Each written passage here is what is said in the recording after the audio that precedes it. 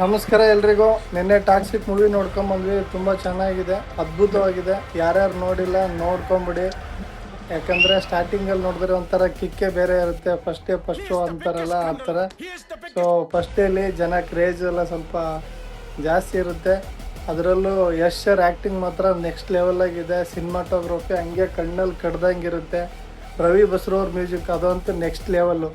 ಇನ್ಯಾವ ಹಾಲಿವುಡ್ ಅವರು ಈ ಥರ music background B G M ಥರ ಯಾರೂ ಕೊಡೋಕ್ಕೆ ಚಾನ್ಸೇ ಇಲ್ಲ. ಅದರಲ್ಲಿ ಅವರು ರವಿ ಬಸ್ರೂರು ನಂಬರ್ ಒನ್ನು ಆ ಥರ ಕೊಟ್ಟಿದ್ದಾರೆ. ನಿಮ್ಗೆ ನೋಡಿದ್ರೆ ಹಂಗೆ ಕಿವಿಲಿ ಹಂಗೆ ಗುನ್ಗುಡ್ತಾ ಇರುತ್ತೆ ಮ್ಯೂಸಿಕ್ಕು. ಸೊ ನನಗಂತೂ ತುಂಬ ಖುಷಿ ಆಯಿತು.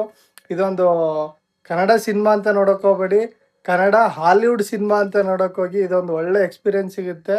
ನಾವು ಕನ್ನಡಿಗರು ಹೆಮ್ಮೆ ಪಡಬೇಕು. 4DX ಬಂದಿದೆ ನಮ್ಮ ಕನ್ನಡ ಸಿನಿಮಾ. ಹೆಮ್ಮೆಯಿಂದ ಹೇಳ್ಕೊಬೇಕು ನಾವು. ಇಷ್ಟು ವರ್ಷ ನಮ್ಮ ರಾಕಿಂಗ್ ಸ್ಟಾರ್ ಯಶ್ ಅವರು ಟೈಮ್ ತೊಗೊಂಡು ಈ ಥರ ಫಿಲಮ್ ಮಾಡಿರೋದಕ್ಕೊಂದು ಸಾರ್ಥಕತೆ ಆಯಿತು. ತುಂಬ ಚೆನ್ನಾಗಿದೆ. ಅವ್ರ ಆ್ಯಕ್ಟಿಂಗ್ ಮಾತ್ರ ನೆಕ್ಸ್ಟ್ ಲೆವೆಲಾಗಿದೆ. ನೋಡ್ಕೊಂಬಿಡಿ. ಕೆಲವೊಬ್ಬರು ಸರಿ ಇಲ್ಲ ಅಂತ ರೂಮರ್ಸ್ ಹಬ್ಬಿಸ್ತಾ ಇದ್ದಾರೆ.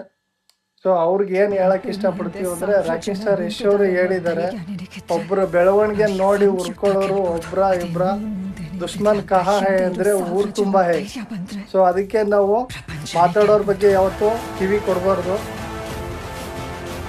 ಟಾಕ್ಸಿಕ್ ಮೂವಿನ 4 ವರ್ಷ ಟೈಮ್ ತಗೊಂಡು ಮಾಡಿದ್ದಕ್ಕೂ ಒಂದು ಸಾರ್ಥಕ ಆಯಿತು. ಯಾಕಂದರೆ ಅದರಲ್ಲಿ ಇರೋದು ಆಲ್ಮೋಸ್ಟು 50% ಇಂಡಿಯನ್ ಆ್ಯಕ್ಟ್ರಸ್ಸು, ಇನ್ನು 50% ಇರೋದೆಲ್ಲ ಹಾಲಿವುಡ್ ಆ್ಯಕ್ಟ್ರಸ್ಸು.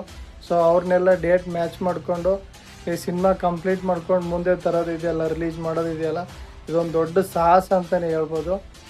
ಯಶ್ ಸರು ಈ ಥರ ದೊಡ್ಡ ಸಾಹಸಕ್ಕೆ ಕೈ ಹಾಕಿರೋದು ಇದೇ ಫಸ್ಟ್ ಟೈಮ್ ಅಂದ್ಕೊತೀನಿ. ಯಾಕಂದರೆ ಅವರು ಕನ್ನಡ ಸಿನಿಮಾನ ನೆಕ್ಸ್ಟ್ ಲೆವೆಲಿಗೆ ತಗೊಂಡು ಹೋಗ್ಬೇಕು ಅಂತ ಅವ್ರ ಗುರಿ ಇರೋದು. ಸೊ ಈ ಮೂವಿ ಮೂಲಕ ಅವರು ಏನು ಹೇಳಿದಾರೋ ಅದನ್ನು ಮಾಡಿದ್ದಾರೆ ಅಂತ ನಾನು ಅಂದ್ಕೊತಿದ್ದೀನಿ. ಇನ್ನೇನು ನೆಕ್ಸ್ಟು ರಾಮಾಯಣ ಬರುತ್ತೆ. ರಾಮಾಯಣದಲ್ಲಿ ಅವ್ರು ಏನು ಹೇಳಿದ್ದಾರೆ ಹಂಗೆ ಮಾಡ್ತಾನೆ ಇದ್ದಾರೆ. ಸೊ ಅದರಲ್ಲಿ ಟಾಕ್ಸಿಕ್ ಕ್ಲೈಮ್ಯಾಕ್ಸಲ್ಲಿ ಮಾತ್ರ ಮೈಂಡ್ ಬ್ಲೋವಿಂಗ್ ಆಗಿರೋ ಸೀನ್ಗಳು, ಆ ಥರ ಸೀನ್ಗಳು ನಾವು ಇದುವರೆಗೂ ಎಲ್ಲೂ ನೋಡಿಲ್ಲ. ಎಸ್ಪೆಷಲಿ ನನ್ನ ಎಕ್ಸ್ಪೀರಿಯೆನ್ಸ್ ಪ್ರಕಾರ ನಾನು ಇದುವರೆಗೂ ಯಾವ ಹಾಲಿವುಡ್ ಫಿಲಮ್ ನೋಡಿಲ್ಲ.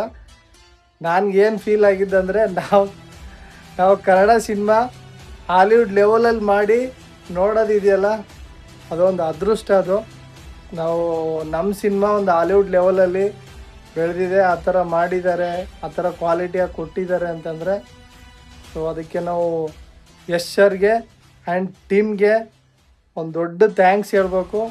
ಯಾರ್ಯಾರು ಟಾಕ್ಸಿಕ್ ಮೂವಿನ ನೋಡಿಲ್ಲ ನೋಡ್ಕೊಂಬಿಡಿ, ತುಂಬ ಚೆನ್ನಾಗಿದೆ. ಯಾರೂ ಮಿಸ್ ಮಾಡ್ಕೋಕೆ ಹೋಗಬೇಡಿ. ಸೊ ಆಲ್ಮೋಸ್ಟ್ ಫ್ಯಾಮ್ಲಿನ ಅವಾಯ್ಡ್ ಮಾಡ್ಕೊಂಡು ಕರ್ಕೊಂಡೋಗಿ. ಯಾಕಂದರೆ ಆ ಥರ ಅಂಥ ದೃಶ್ಯಗಳು ಏನಿಲ್ಲ ಹೇಳ್ಕೋಬೇಕು ಅಂತಂದರೆ. ಸೊ ಆದ್ರೂ ಸಿಂಗಲ್ಲಾಗಿ ಹೋಗಿ, ಕಪಲ್ಸ್ ಆದರೆ ಕಪಲ್ಸ್ ಹೋಗ್ಬೋದು, ಏನು ತೊಂದರೆ ಇಲ್ಲ. ಸೊ ಸಿನಿಮಾ ತುಂಬ ಚೆನ್ನಾಗಿದೆ. ಆ ಥರ ಸೀನ್ಗಳು ಇದುವರೆಗೂ ಯಾವ ಸಿನಿಮಾಲಿ ಬಂದಿಲ್ಲ. ಆ ಥರ ಮ್ಯೂಸಿಕ್ಕು, ಬಿ ಜಿ ಎಮ್ಮು ನಾವೆಲ್ಲೂ ಕೇಳಿಲ್ಲ. ರವಿ ಬಸ್ರೂರವ್ರಿಗೆ ಮತ್ತೊಮ್ಮೆ ಈ ಮೂಲಕ ಥ್ಯಾಂಕ್ಸ್ ಹೇಳ್ಬೇಕು. ಯಾಕಂದರೆ ಈ ಬಿ ಜಿ ಎಮ್ ಮ್ಯೂಸಿಕ್ ಇದೆಯಲ್ಲ, ಹಾಲಿವುಡ್ ಅವ್ರಿಗೆ ನಿದ್ದೆಗೆಡಿಸುತ್ತೆ ಇದು. ಇನ್ನೇನು ನಮ್ಮ ಲೆವೆಲಿಗೆ ಬಂದ್ಬಿಟ್ರಲ್ಲ ಅಂತ ಹೇಳ್ಬಿಟ್ಟು.